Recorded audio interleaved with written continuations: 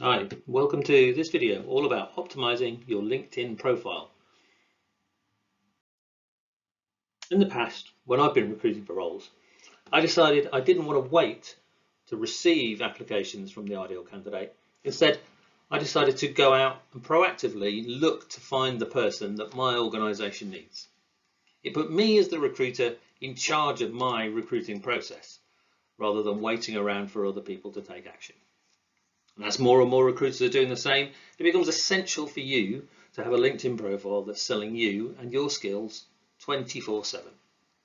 Your profile needs to be in tip-top shape to stand out to all of those trawling recruiters who are looking for the perfect catch. And it doesn't take much effort. LinkedIn's improved its interface over the years, and these days there are a few areas that you need to pay attention to, and then you can focus on maybe refreshing your content quite regularly after that. Let's start with your personal photo. It's such a simple thing, but if you get the wrong photo, it can really put off a recruiter. You should take the time to find the right photo, which is the right sort of background, and you're pulling the right expression. You don't want recruiters being distracted by a girl on your arm, or wondering why your eyes are all glazed over, or where you are when that photo was taken. You want them to focus on you. What you're looking to achieve is something that's professional and relevant for the environment that you're looking to work in. Ideally, you should get somebody to take the photo of you rather than you attempt a selfie. You should be facing the camera, and in the end photo, your face ideally needs to be about 50 to 60% of the image. And make sure you smile. When people look at smiling people, they immediately view them as more likable and competent. And ultimately, that's what we're hoping to achieve.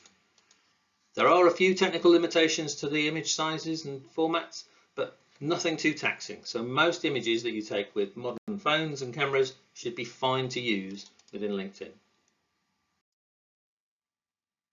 When it comes to images, the next one we need to address is the background image. The background image is the banner that goes across the top of your profile behind your personal photo. Data shows that we remember about 20% of what we read, but we remember about 80% of what we see. In addition, our brains process images up to 60,000 times faster than it does text. All this goes to mean that your background image is a great chance for you to get across to a visitor what they can expect to find when they read through your details. You've got a chance with your background to maybe showcase your work or show a highlight success from your past. It should be relevant for the roles that you're going for, and it does provide opportunities for you to highlight other online profiles you might have, such as a blog or a Twitter profile. In order to get the right dimensions for your background, you could search online for LinkedIn background banner template, and you'll be able to find a whole host of images that have all the right dimensions and sizes that you would need, and then you can edit them yourself using software such as Photoshop or other free online services. This can make it more personal to you and less generic. Next up is the headlines and summaries. A headline is the short piece of text that you find underneath your name in your profile image. It also appears in search results. You've got 120 characters to fit in what you want to be the thing that grips the attention of a potential recruiter or a network contact. So use them wisely. Use your headline to let people know how you'd like to be thought of. By default, your headline will be your current role and current company. But what that might not sum up all that you are or all that you want to be seen to be. You might, rather than say, Rob is a product manager at company X, it could be that I would want to write, I'm an EdTech product manager and conference speaker. Or it might be that I'm a search engine marketing consultant. As I say, you've got about 120 characters to get your message across, so keep your headline nice and focused. The About section on your profile is the LinkedIn equivalent of a resume personal summary or a personal elevator pitch. And you've got a few more words to play with here. It's your chance to get across in a few carefully thought out paragraphs the essence of who you are and what you do. And you've got 2,000 characters to do it in. You're free to write what you want to do without having to worry about dates and details. You can spell out your philosophy, summarize your history, describe your successes. The important thing is make the first few sentences count. As you need to grab the attention of the person reading it so that they want to read more.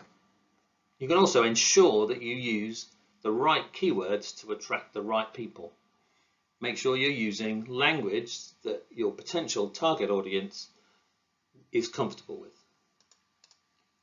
The About Us section allows you to show all the strings to your bow in a summary form in order to paint a picture of who you are and why you're an attractive proposition for a potential recruiter or a collaborator. One tip is to write your About section in something like Word so that you can spell and grammar check it before you copy it and paste it into LinkedIn, because you definitely don't want any spelling mistakes slinking their way in there. There's nothing worse than somebody saying that they have a great attention to detail and there'll be spelling mistakes in that paragraph.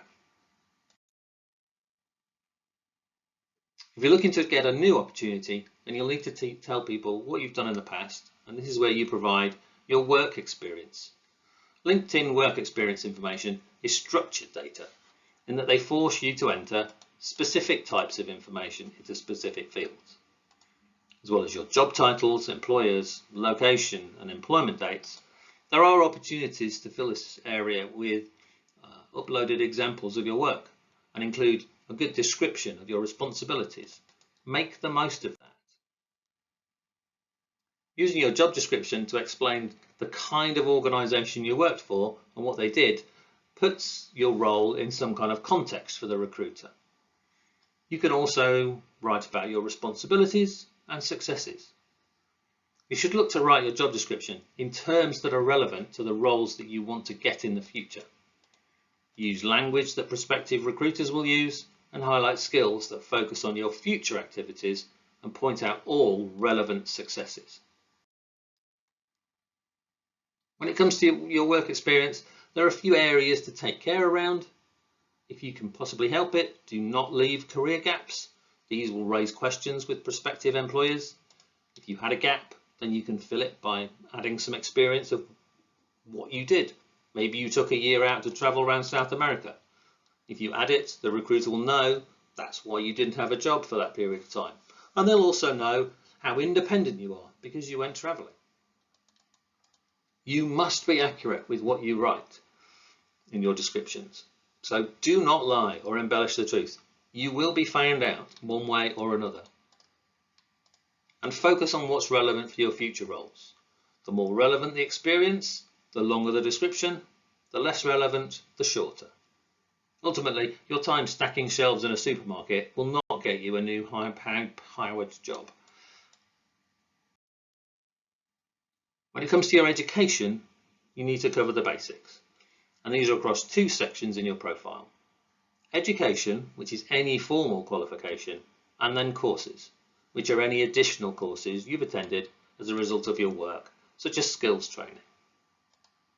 Make sure you include reference to any qualification or course that will be recognised by a prospective employer. They can be directly related to your work experience or provide you with relevant life skills. It's fine, include it. Ensure you state who you qualified with so the recruiter knows whether this was a Harvard course or an online certification. Only include qualifications that are widely recognised, such as college degrees or vocational qualifications or courses that are specific to the skill set that you need in your prospective role. Ultimately, nobody needs to know that you are the cross-country champion age 16. It's just not relevant. We're nearly there with optimizing our LinkedIn profiles, and after spicing it up with a few great images and crafting some amazing headlines, we've laid out our work experience and education. Now it's time we need other people to start singing our praises. Recommendations. When recruiting for roles via LinkedIn, I use the recommendations as a guide to how well a person gets on with their colleagues. Firstly, will a colleague be willing to take the time to write a short paragraph about this person? If there was no recommendations, then I would question, A, is nobody willing to put their name to a recommendation for this person, which is a warning sign for me, or B, has this person not been proactive and sought out recommendations? The second thing when looking at a recommendation, for me as a recruiter, is what will this colleague focus on in their recommendation? Does it sound warm and genuine, or is it more formal and distant? Being able to get on with others is a huge part of any job. So you want to know that the person you're reading about was liked by their workmates. When it comes to getting recommendations, don't be afraid to ask for one when you're transitioning out of a role. It's much easier to get one then than it is getting one 3 years later. You can request a recommendation from any of your first degree LinkedIn contacts. So go and check them out and let's start asking.